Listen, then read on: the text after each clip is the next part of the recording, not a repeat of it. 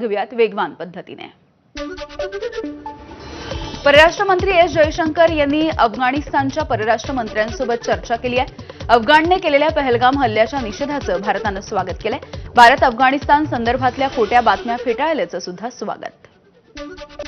भारताकडून पाकिस्तानच्या भोलारी हवाई तळावरती चाल ब्राह्मोस क्षेपणास्त्रांनी हल्ला।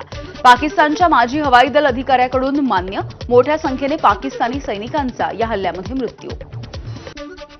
भारत पाकिस्तानमध्ये शांतता राहावी यासाठी भारतासोबत शांततेस चर्चेस तयार आहोत। पाकिस्तानचे पंतप्रधान शहबाज शरीफ यांचं वक्तव्य। संरक्षण मंत्री राजनाथ सिंह आज गुजरातमधल्या एअरबेसला भेट देतील।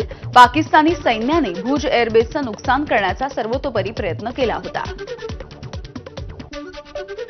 भारत आणि पाकिस्तानमधील युद्धबंदी करार फक्त 18 मे पर्यंत वैध। संसदेमधील भाषणात पाकिस्तानचे उपपंतप्रधान इशाक दार यांचं वक्तव्य। भारतासोबत शस्त्रसंधीसाठी पाकिस्तानने सुद्धा अमेरिकेशी संपर्क केला नाही। पाकिस्तानचे उपपंतप्रधान इशाक दार यांचा दावा।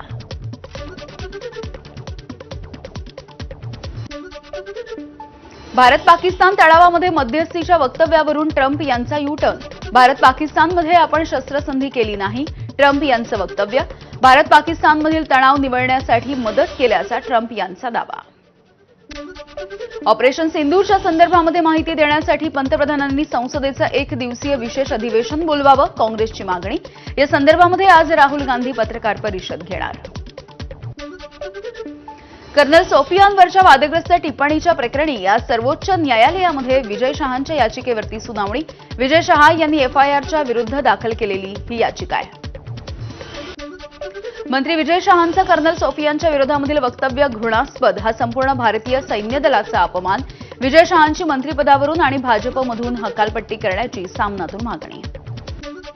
विजय शहांच्या नंतर सपा खासदार रामगोपाल यादव यांची बेताल बडबड। विंग कमांडर व्योमिका सिंग यांच्यावरती रामगोपाल यादवांची जातीवाचक टीका केल्यामुळे खासदार रामगोपाल यादव विरोधकांच्या निशाण्यावर।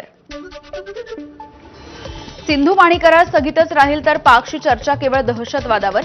पीओकेबद्दल तिसऱ्या देशाची मध्यस्थी मान्य नाही, परराष्ट्र मंत्री एस जयशंकर यांनी सुनावलं। आणि यानंतर बुलेटिनमध्ये छोटासा ब्रेक। बघत रहा एबीपी माझा।